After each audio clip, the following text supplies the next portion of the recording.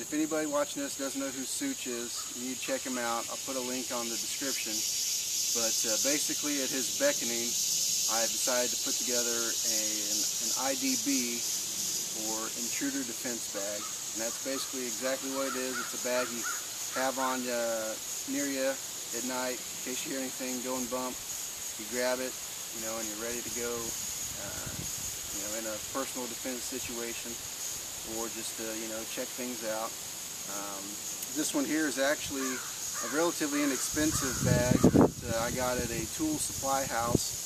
It's made by a company called Custom Leathercraft, and then what it really is a tool bag for like an electrician. I don't know if this cicada is going to interrupt here, but it's basically a bag for an electrician or contractor, construction worker, that type of deal. They make a whole line of stuff like that. But I thought this was actually pretty suited for an intruder defense bag. It's got a lot of pockets, and another thing is it looks pretty stealthy. It doesn't really look like you're going out.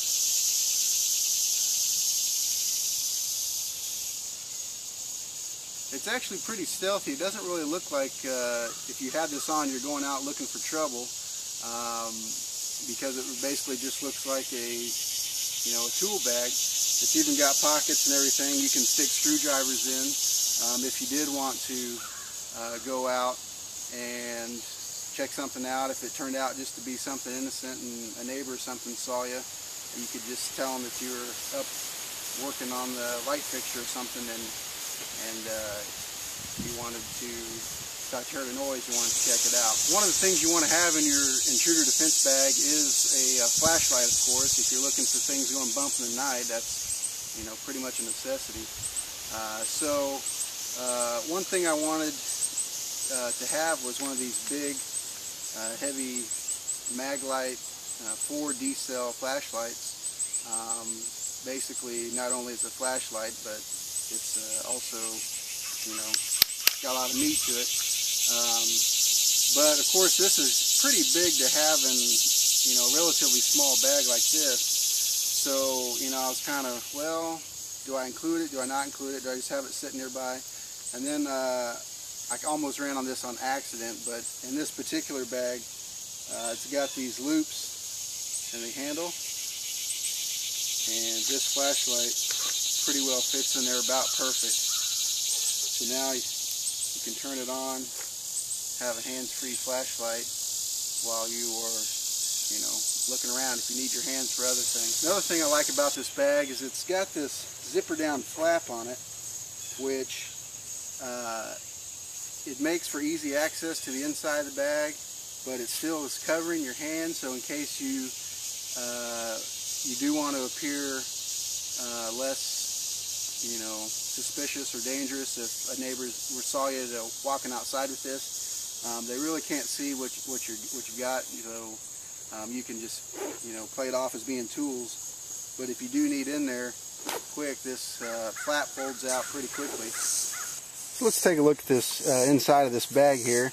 You can see it's got quite a few pockets and everything, and some loops on there, and of course, those are generally made for tools, pliers, and things like that. But they also work pretty well to hold firearms. I got the little Ruger right there. These loops, they can also hold magazines. Now, for these magazines, they are a little bit tight, but after keeping them in there a while, they eventually broke in pretty well. They're still a little bit, have a little bit of resistance on there, but at least they're not going to fall out. And then, of course, you can pretty well clip your tactical folding knife if you want one of those. Pretty much anywhere inside there. And this isn't normally everything I'd have in it, but you can kind of get the idea. I think in here I've got a little container of earplugs there. So, it's just got a bunch of general pockets inside there. And then there's the flap that zippers up. It's got a double zipper there. And a nice little carry handle.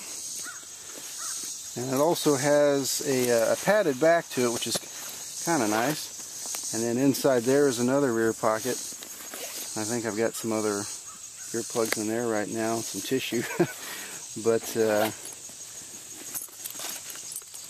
let's see. And also another thing about this flap, let me show.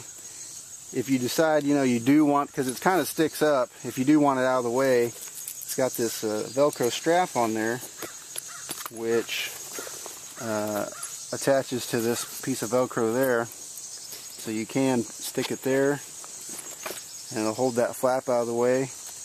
And then this puts that pocket right side up, so you can get to whatever's in there. And then it's also got some pockets on the side here. And this is where you could put things like screwdrivers. It also has a hammer loop if you decide you needed a hammer with you. There's a couple other pockets there. If you did need some little screwdrivers, and and that would kind of at least give it the more look of a tool bag, for discretion purposes, I guess you could say. So it's got a nice padded carry strap. And this was actually pretty affordable. This was, I think I paid around $25 for it.